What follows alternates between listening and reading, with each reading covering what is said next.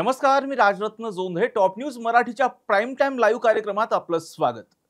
आजचा आपला prime time लाईव्हचा चर्चेचा विषय आहे मराठा दलित मुस्लिमांची मोठ बांधून जरांगे पाटील कुणाचं गणित बिघडवणार.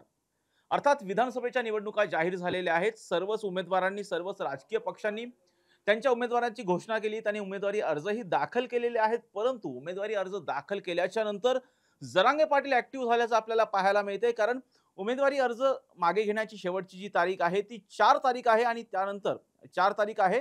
परंतु आपण पाहतोय की 30 तारीख ही उमेदवारी अर्ज दाखल करण्याची शेवटची तारीख होती आणि त्यानंतर कुठेतरी जरांगे पाटील हे ऍक्टिव्ह झाल्याचं दिसून येते. कारण जरांगे पाटलांनी आज जी आहे अत्यंत महत्त्वाची बैठक बोलावली होती. या बैठकीमध्ये त्यांनी मुस्लिम धर्मगुरूंना, बौद्ध भिक्खूंना आमंत्रित केलेलं होतं आणि त्यानंतर त्यांनी घेतलेल्या संयुक्त पत्रकार परिषदेमध्ये जर आपण पाहिलं तर जरांगे पाटील आणि अत्यंत महत्त्वाचे मुद्दे मांडलेले आहेत. ते मुद्दे कोणते आहेत ते सुद्धा आपण पाहूयात.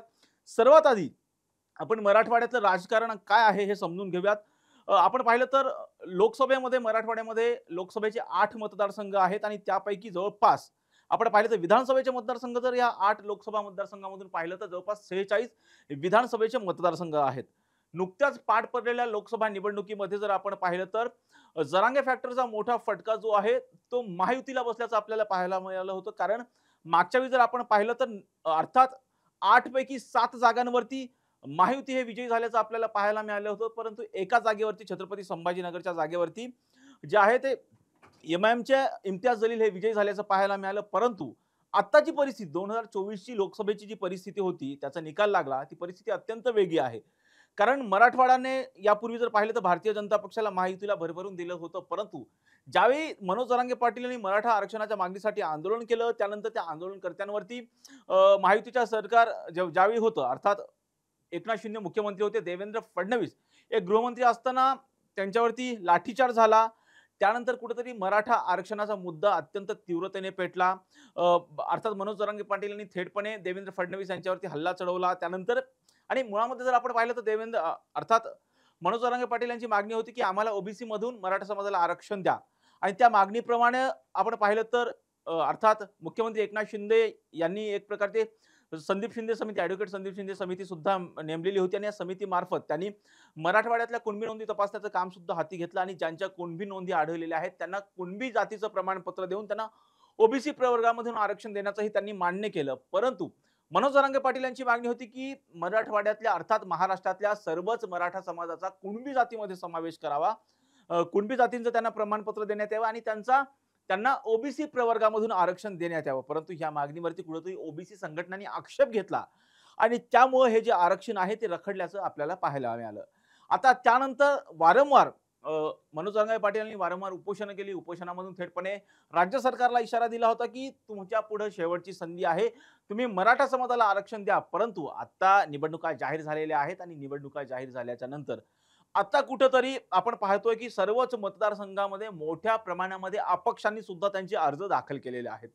ही अत्यंत महत्त्वाची बातमी आहे आणि मुळामध्ये मराठवाड्यामध्ये मोठ्या संख्येने अपक्ष उमेदवारांनी त्यांचे अर्ज दाखल केलेले आहेत आणि त्याचं जे गुपित आहे आज जे आहे ते अर्थात मनोज जरांगे पाटील यांनी बाहेर काढलेलं आहे. त्यांनी सांगितलेलं आहे की आम्ही आता 4 तारखेपर्यंत आम्ही निर्णय घेणार आहोत की या मतदारसंघामध्ये मराठा समाजाकडून कोणता उमेदवार निवडणुकीमध्ये उभा असेल त्यांनीच फक्त या निवडणुकीमध्ये आपला फॉर्म ठेवायचा आणि बाकीचे ज्यांनी उमेदवारी अर्ज दाखल केलेले आहेत त्यांनी आपला उमेदवारी अर्ज मागे घ्यावा आणि ज्यांनी उमेदवारी अर्ज जे लोक मागे घेतील त्यांनी जो निवडणुकीमध्ये उमेदवार उभा आहे मनोज जरांगे पाटील यांचा त्यांनी त्याचा स्टार प्रचारक म्हणून काम करावं असं मनोज जरांगे पाटील म्हणालेले आहेत. आणि त्यांनी दुसरे एक महत्त्वाचं विधान केलेलं आहे ते म्हणजे 75 वर्षाच्या नंतर दलित, मुस्लिम आणि मराठा असं समीकरण जुळून आलं असं सुद्धा मनोज जरांगे पाटील यांनी सांगितलेलं आहे. कारण त्यांनी अशी मांडणी केलेली आहे की मराठा, दलित आणि मुस्लिम समाज एकत्रितपणे येऊन निवडणुकीमध्ये आपले उमेदवार देणार आहे. अर्थात उमेदवार देण्याची तर तारीख पुढे निघून गेलेली आहे. परंतु कोणाला पाठिंबा देणार आणि ज्याला कोणाला पाठिंबा देणार तो उमेदवार निवडून आल्याच्या नंतर ते मराठा आरक्षणासाठी काम करेल अशी आठ मनोज जरांगे पाटील यांनी ठेवलेली आहे. त्याचबरोबर जर आपण पाहिलं तर त्यांनी दुसरं एक महत्त्वाचं विधान केलेलं आहे की जर आपण दलित समाज आहे, त्याचबरोबर मुस्लिम समाज आहे आणि मराठा समाज आहे. मनोज जरांगे पाटील यांनी आजच्या पत्रकार परिषदेमध्ये सांगितलं की मला अभिमान आहे की मी ही कट्टर हिंदू आहे आणि मी छत्रपतींचं हिंदुत्व मानतो, असं त्यांनी स्पष्टपणे आज पत्रकार परिषदेमध्ये सांगितलं. परंतु दुसऱ्या बाजूला त्यांनी मुस्लिम समाजाला सुद्धा जवळ करण्याचा प्रयत्न केलेला आहे. गरीब मुस्लिम समाजाला जवळ करण्याचा प्रयत्न केलेला आहे.